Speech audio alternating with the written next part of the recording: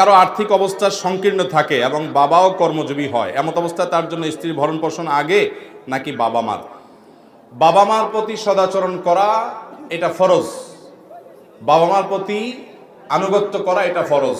কিন্তু যদি এমন হয় বাবা মার চলার মতো ব্যবস্থা আছে, তারা কর্মজীবী, তাদের উপার্জন আছে, তাদের মাস চলে, কিন্তু আপনার স্ত্রীর তার ভরণ পোষণ দেওয়ার মতো উপার্জন শুধু আপনার আছে, তাহলে আপনি স্ত্রীর ভরণ পোষণ দেওয়াটা আপনার জন্য আবশ্যক।